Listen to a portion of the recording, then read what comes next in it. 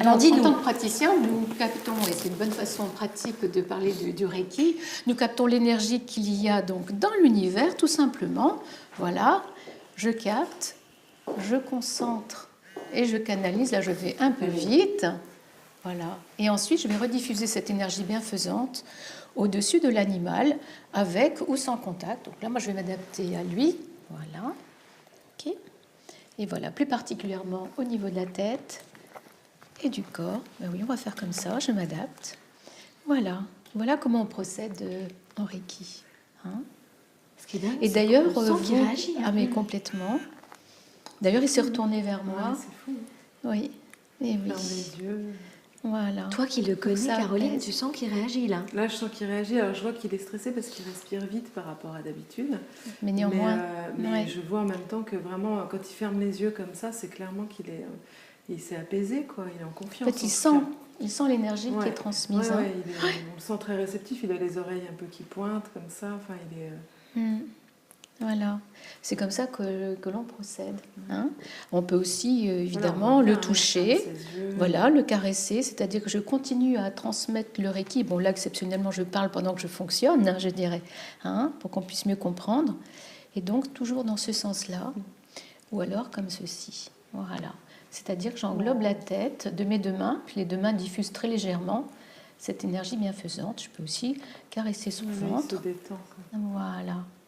Comment se déroule un déroulé type parce que là, on est évidemment dans une configuration exceptionnelle, Oui. mais tu te déplaces à domicile? Est-ce que tu reçois dans un cabinet? Comment ça se déroule habituellement pour toi?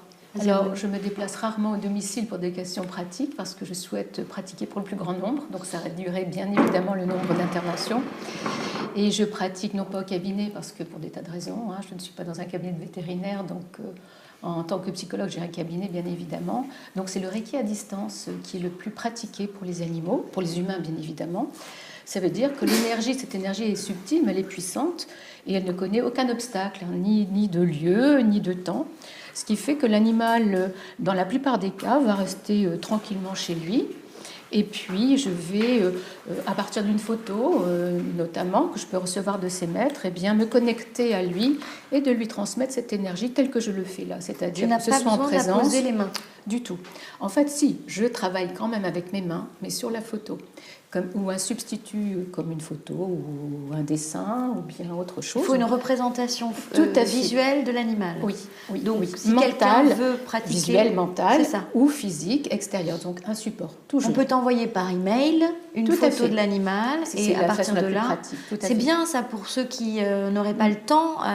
Souvent, on est dans une vie un peu stressée. Caroline, la première, j'imagine, au vu de tout ce qu'elle fait.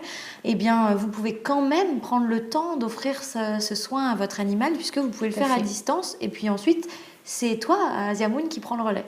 Tout à fait. Je n'en reviens pas de la réaction de Gigi, qui est quand même notre petit... notre petit test du jour. Là, on le sent hein, ici, il est complètement détendu, là, hein. Alors qu'il était un petit peu stressé tout à l'heure.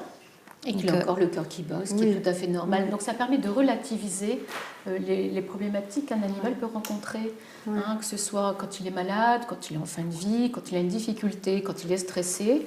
Ce n'est pas un coup de baguette magique, hein, le Reiki, mais ça a une efficacité évidente. Oui. Voilà. Et quand on n'est pas maître Reiki, comment on pourrait faire, par exemple, Caroline, pour apaiser son chat quand on ne pratique pas le Reiki soi-même? Qu'est-ce que tu pourrais... C'est une très bonne question et d'ailleurs c'est bien volontiers que j'y répondrai.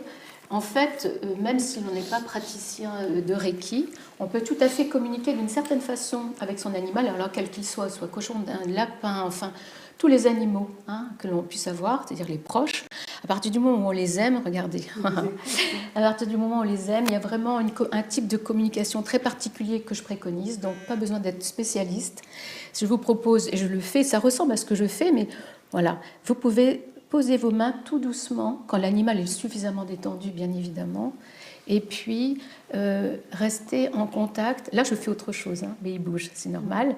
C'est-à-dire poser tout doucement les mains calmement, posément, et ne rien faire. Bon, ben là, il va partir parce que j'ai changé aussi de stratégie, mais de ne rien faire, c'est-à-dire d'être dans une relation d'aide avec l'animal et d'osmose, sans faire, mais être, c'est-à-dire une qualité de présence qui passe par le cœur. En fait, c'est une communication qui passe par le cœur et qui est dans ce qu'on appelle aujourd'hui la pleine conscience, c'est-à-dire être vraiment soit avec l'autre, en posant ses mains dessus, donc avec un contact, sans bouger, et surtout de privilégier un temps rien que pour lui.